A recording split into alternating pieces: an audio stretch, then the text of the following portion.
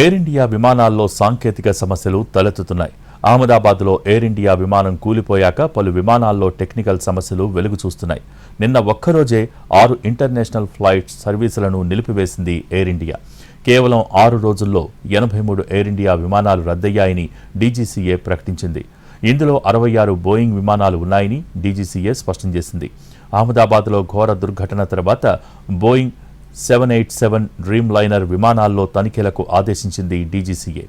ఈ నెల 12 నుంచి 17 వరకు జరిగిన తనిఖీల్లో భాగంగా సాంకేతిక లోపాలు బయటపడటంతో ఎయిర్ ఇండియా నడుపుతున్న 66 బోయింగ్ ఫ్లైట్ సర్వీసులు నిలిచిపోయాయి.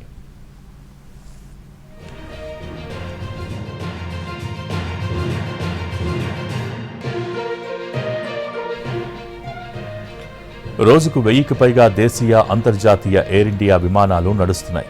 ఈ విమానాల్లో వరుసగా సాంకేతిక లోపాలు బయటపడటంతో ఎయిర్ ఇండియా ఎక్స్ప్రెస్ ఉన్నతాధికారులతో డీజీసీఏ ఉన్నత స్థాయి సమావేశం నిర్వహించింది. ఎయిర్ ఇండియా విమానాల్లో తరచూ సాంకేతిక సమస్యలు తలెత్తడం, సర్వీసులు రద్దు కావడంపై తీవ్ర ఆగ్రహాన్ని వ్యక్తం చేసింది.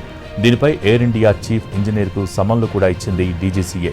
ఈ సమావేశంలో బోయింగ్ 787 డ్రీమ్ లైనర్ విమానాల్లో విడిభాగాల లభ్యతలో కొరతపై ప్రధానంగా చర్చ జరిగింది. గ్రౌండ్ హ్యాండ్లింగ్, ఆపరేషన్స్ విభాగాల మధ్య అంతర్గత లోపాలపై నిలదీసింది డీజీసీఏ. ఈ సమస్యల్ని తక్షణమే సరిదిద్దుకోవాలని ఆదేశించింది.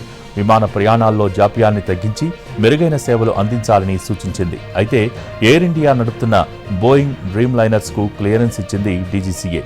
ఎయిర్ ఇండియా విమానాల్లో తనిఖీలు జరిగాయని, పెద్దగా భద్రతా సమస్యలు బయటపడలేదని, ప్రయాణికులు ఆందోళన చెందాల్సిన పనిలేదని డీజీసీఏ స్పష్టం చేసింది.